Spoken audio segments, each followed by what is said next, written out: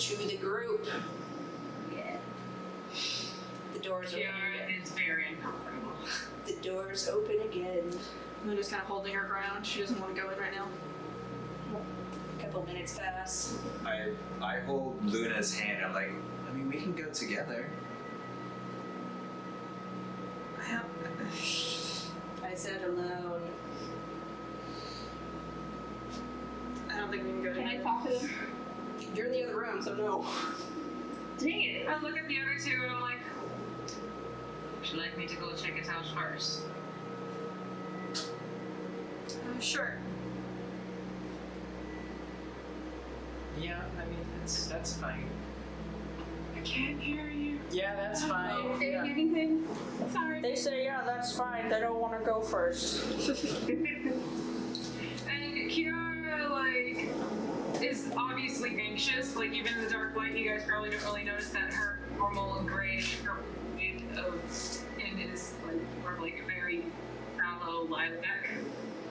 She's pretty much facing a god who is bound to fail. So she just is like, well, if it heartens you any better, I promise to wait for you on the other side. Best I can. Yeah, Stay strong. Remember, no deals.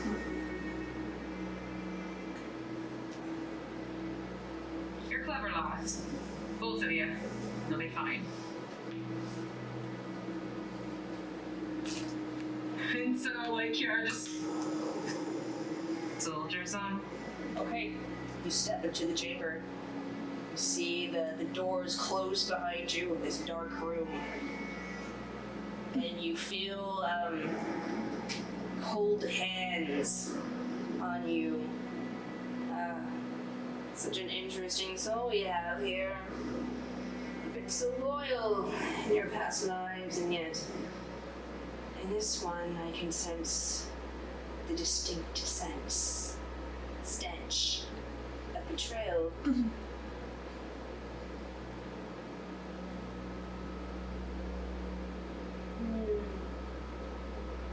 Well, you could certainly try. I will let you go because I am not threatened. But I did promise you, if you brought your loved friends here, I'd give you a glimpse into your past life. Perhaps this will remind you where your true loyalties lie. Okay, so now we're gonna go into your past life. These were your last moments as Iona Forigna. Heard that name. Your side aches, and you glance down to see blue blood trailing down the side of your leather armor. The city you once called home has been under the siege for hours now. The Arcanic Empire has unleashed a platoon of their most vicious and feral warriors. You'll always remember those glowing red eyes staring blankly back at you.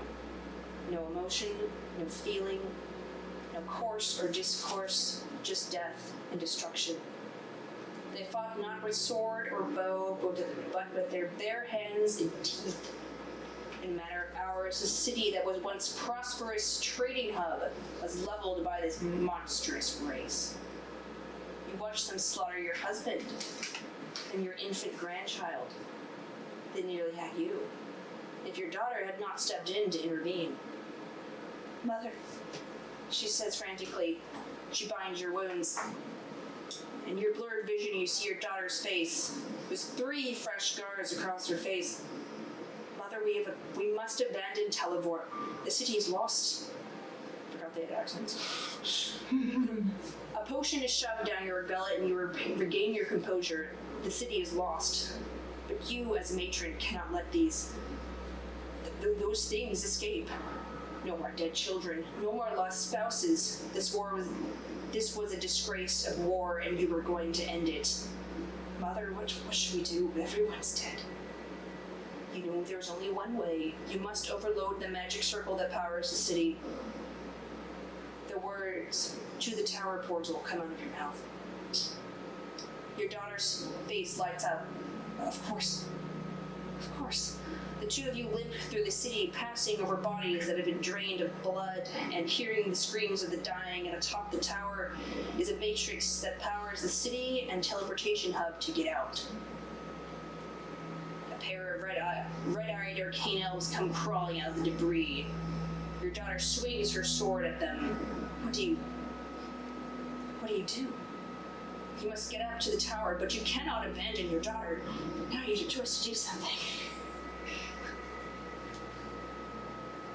Do I know her name? I remember her name. It's Kava. Kava. I look to our destination and then I look at the imposing threat. And feeling more love for my child in the moment than I know fear of death. I scream her name as it will be the best parting blessing I can of this world. And I go for danger and tell her to save herself. Okay, so the two of you, you throw yourself in front of your daughter, and the arcane elf leaps atop you. He takes like this huge chunk out of your shoulder, and you wrestle for a moment. Blue blood wells up, and you hear this crunch as this sword is plunged through the back of this arcane elf, and then you sear he grows limp, gets out, and you hear her. You see her standing above you. She puts out her hand, and one of her ears is all like gnawed off, essentially. She says, "Let's go." You go up to the tower, to the final chamber where the teleportation circle is. On this floor is the crystal, the one you must overload for the city. All you need to do is access the terminal, buy it, and max out the power. Mother, come on, the portal is ready. You look at your daughter. Only one of you needs to stay and overload the system. She doesn't need to die, but you know she won't leave without you. What do you do? I betray her trust, and I let her live. Okay, so you take your, you place your hand on the power grid that lights up, and then you just trail your fingers across the top, and as the magic surges forth, your daughter looks at you and says, "Mother, you can't. We can both live. No, the teleportation circle hums, and then you push her through and whisper the words, 'I love you, Kava.' And then you shut off she goes through, teleports out, you shut off the power to the teleport, and then you overload the city. And the last thing you remember from that life is just a blur of white.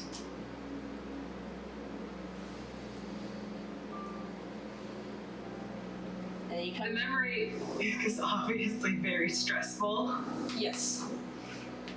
It probably simulates a lot of physical pain on Kiara currently.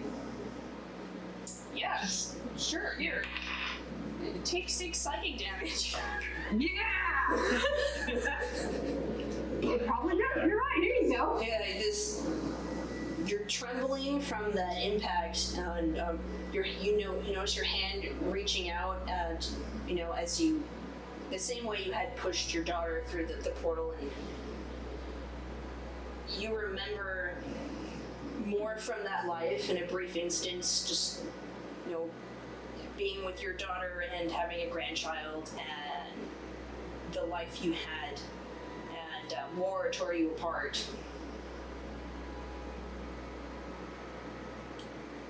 Kiara, the soul remembers pain very clearly, and the echo of that loss is something that Kiara takes a minute or so to right herself again.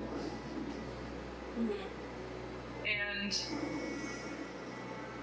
It's just this moment where she just... And when she looks at Beatrice with something she has avoided this entire time she had kept her head down, she looks at her. And she sort of steadies herself as best she can, and she's like,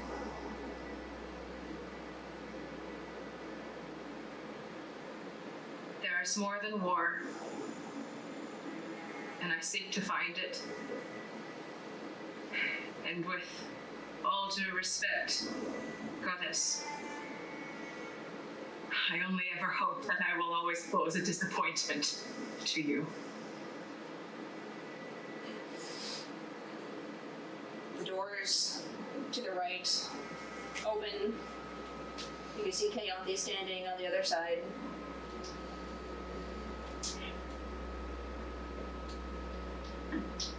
Mastering herself as best she can, she walks out. They close behind you. Yeah. And Keyanthi holds out her hands to her and be like, are you alright? She obviously looks bad. Fine as I can be. I just hope the others should come up fresh. Well, we've been through something similar. Or maybe even worse. She's recalling the time we had that weird booty cut. Oh yeah. Okay, so back at the other antechamber. Do we have the mic? Now you guys can put the microphone in a good spot. So I've been holding Luna's hand the entire time because we've just been waiting in silence.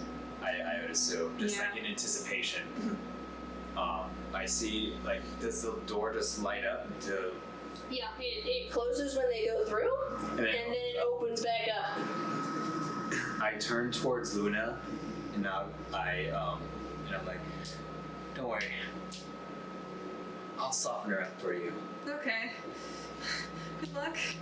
Please be okay. I don't know what I'd do if something happened to you.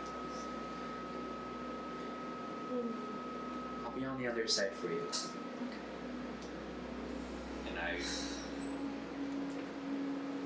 I try to walk upright, sternly, gripping my staff, and I walk through the door, and I slam and like as soon as I'm in the room, I slam my staff on the ground, and I summon my my spirit friends to be with me.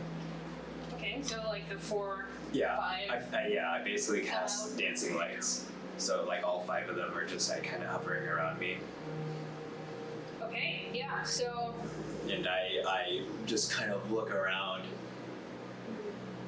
All right, Goddess, do your worst.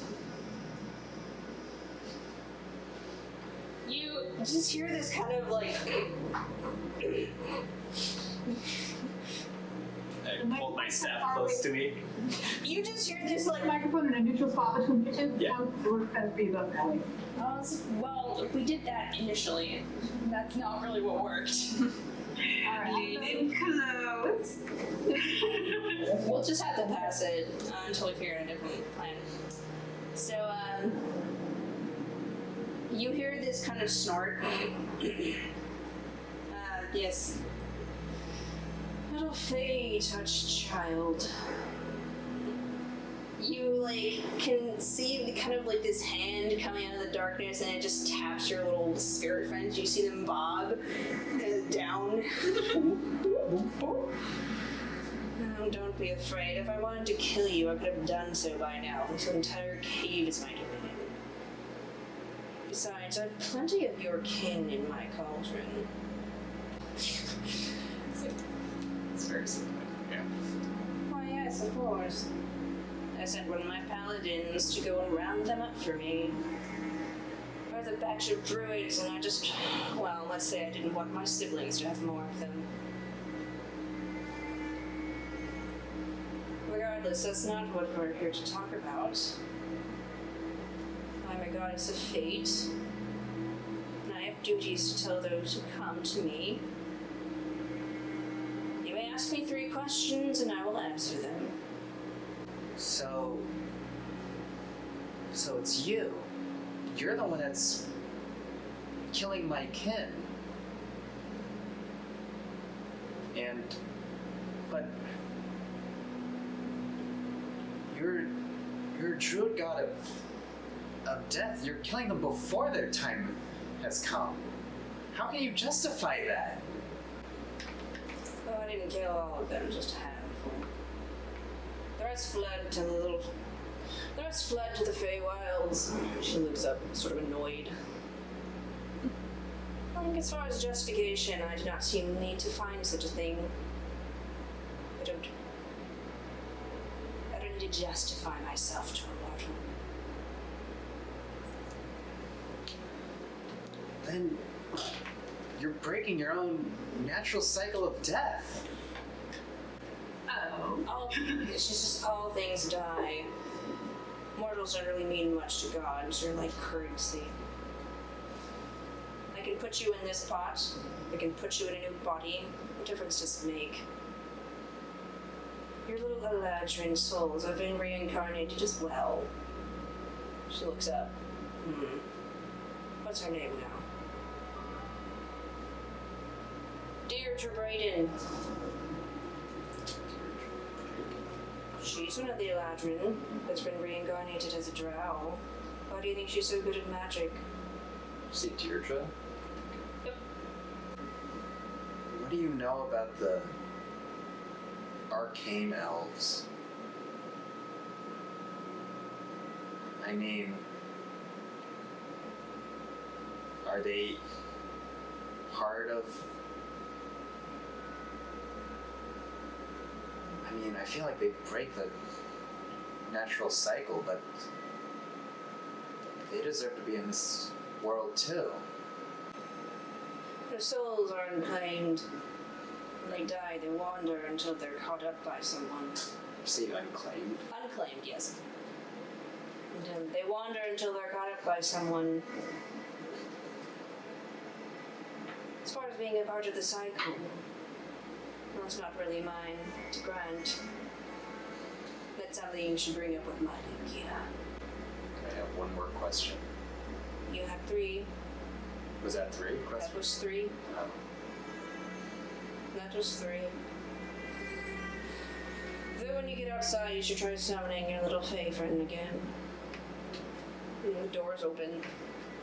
I walk out looking kind of like disturbed and hesitant, and remembering her words, I try to summon Boink. She said when you get out. Yeah, when I get out, of course. Outside? She meant like the caves. Yeah. Like, you're not outside the caves. Oh, okay, sorry, I thought that exit was outside. No, you're in another antechamber. And Okay. Yeah. Yeah, I just rejoin. Yeah, you're with Ciara and Keyanthi. Welcome, lass. Thanks. I hope Luna's gonna be okay. Kiara sort of. Just the little awkward. Yeah, I hug her. Okay, you guys do a group hug. And back at the other antechamber, the arcane elves look at Luna. I'm assuming you're still hesitating. Yes. So, Various just shrugs and walks through. Like 5 minutes pass and the door's open again. And then the other 2 look at each other like, okay. And Narte and Canaris subsequently go. And now you're alone in the room, Luna. Okay. The door's open once more. She takes like a deep breath and like forces. Yeah, she takes a deep breath and just forces herself to walk forward, just like mindfully pushing each step as she gets closer. You enter the chamber. You feel this chill in the air. Almost like long fingers trailing down your arm in like a super creepy way. Ah, Luna. What a struggle you have had. And what a delightful amount of rage. you say anything. Nope. You just sort of feel her kind of like shift around you. Haven't you been wondering why your druidic powers haven't been working? Because of you, I know. Oh, I am very spiteful. That much I will admit to.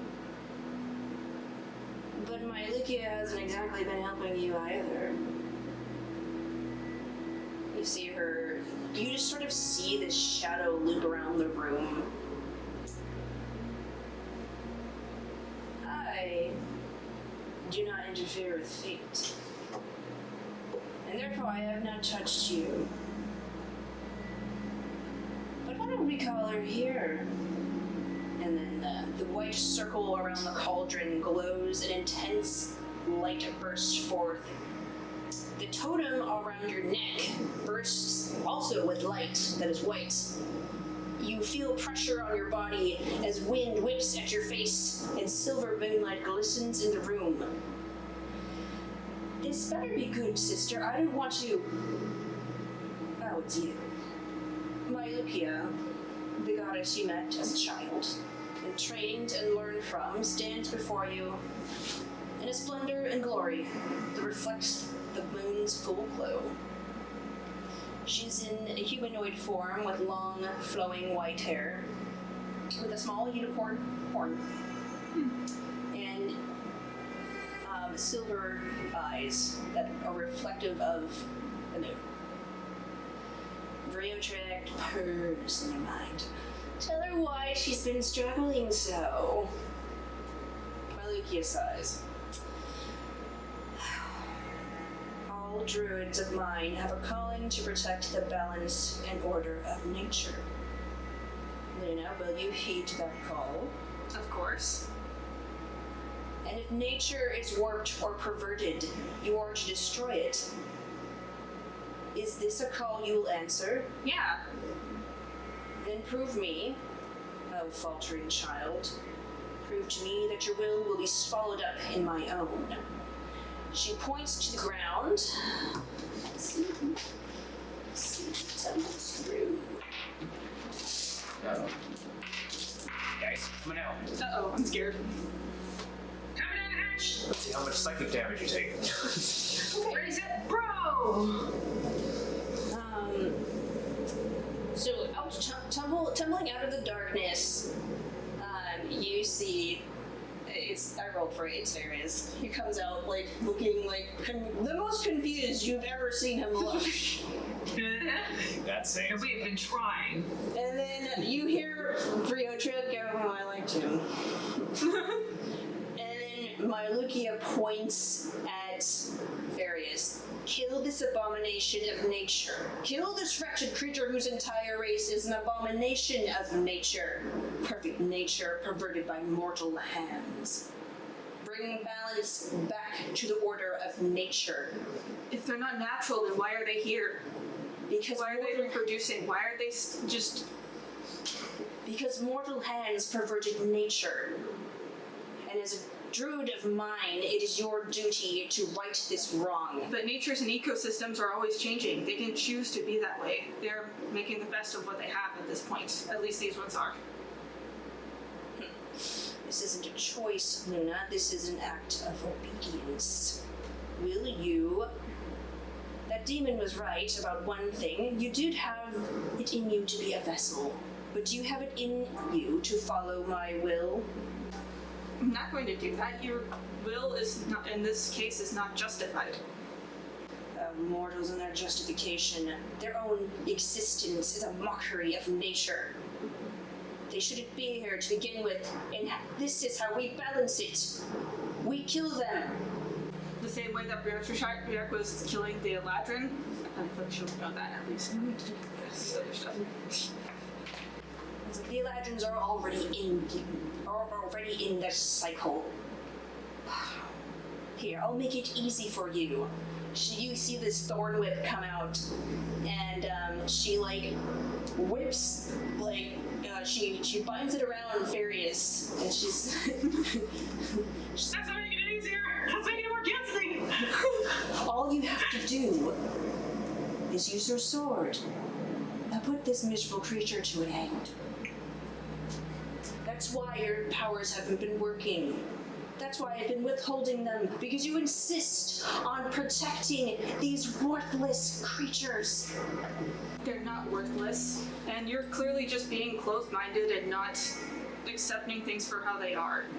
Like, this is the world now, and they're just trying to live in it. She sizes you up with her eyes. You have one more chance to prove yourself. And then she leaves in a flash of light.